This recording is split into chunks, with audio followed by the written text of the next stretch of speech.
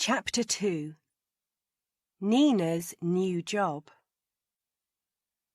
Nina Sen's work at the bank was over for the week. She was at home at 48 Moorland Road with her 6-year-old son Max. He was eating sausages and chips. "I got 100% in maths today," he said. "Did you? That's great," Nina answered. "You're good with numbers, just like me." "Is Dad at work?" asked Max. "Yes, but he'll be home soon. He's got the evening off," Nina replied. David Sen worked as the top cook at Julie's, an expensive French restaurant. He worked long hours, and very often he didn't get home until late. "Oh, good. Mum, can my friend Adam come to football with us tomorrow?"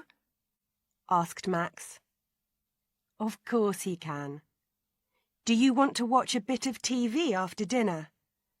Nina wanted some time to think before David came home.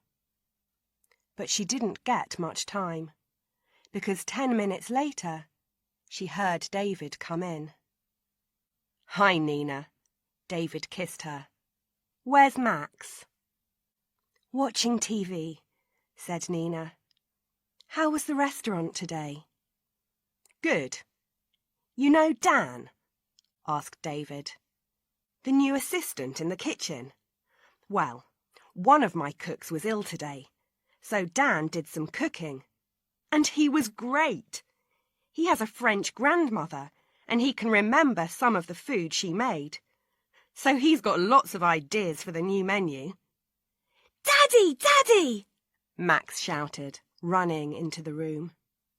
"Hello, Tiger," said David. "Let's go and read a story, and then you can tell me all about your day." Father and son left the kitchen. Nina could hear Max's excited voice. He was really happy to see his father. "I'm lucky," thought Nina. "Why do I want to change things?" She cooked dinner for herself and David. "Are you ready to eat?" asked Nina when David came back to the kitchen. "There's something I want to talk to you about." I'm not sure I like the sound of that. Is it something important?" he asked. "The director from head office came to the bank today.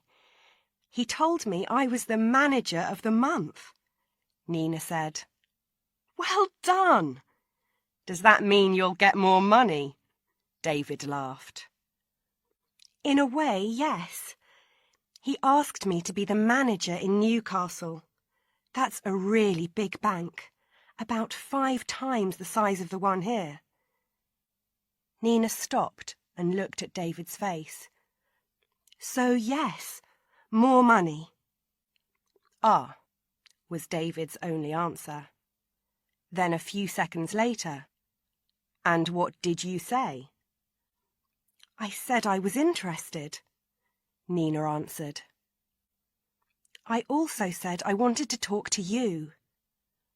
What do you think?" "First thought," said David, who stood up to get a glass of water. "Well done you. You work hard, and I'm pleased for you. Second thought, what about my job?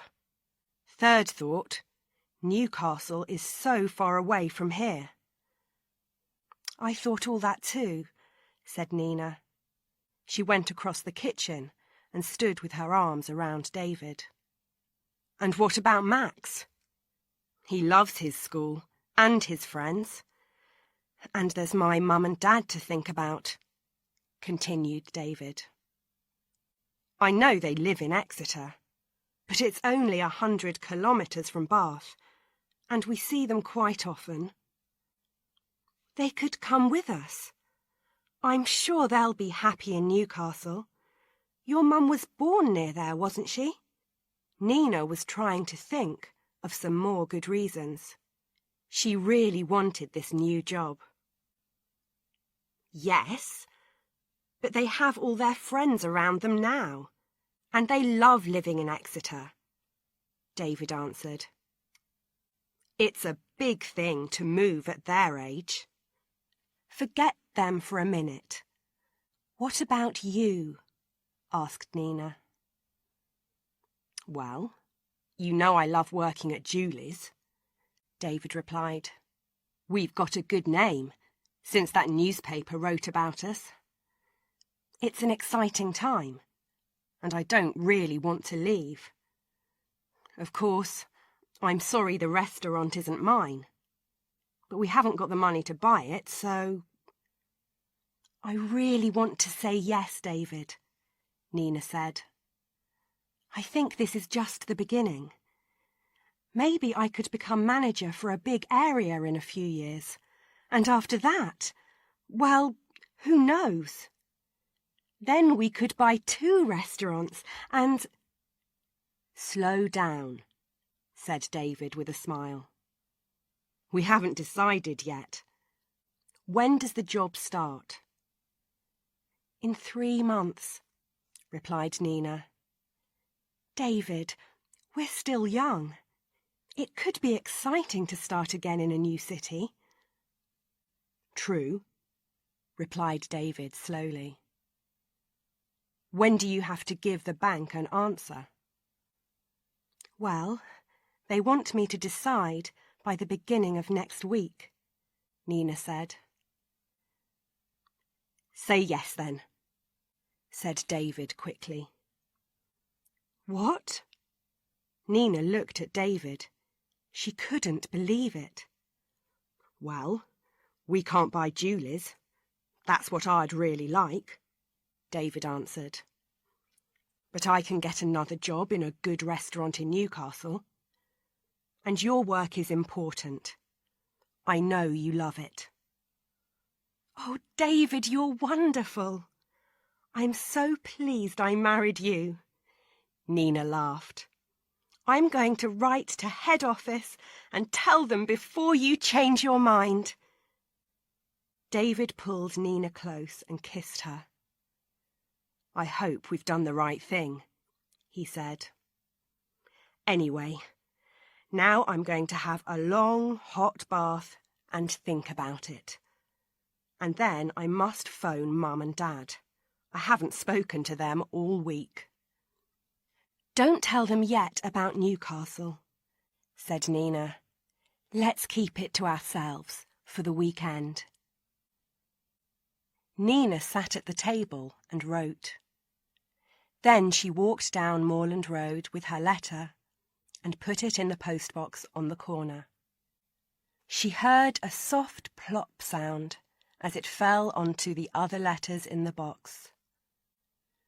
We've decided what to do, and nothing can change that now, she thought.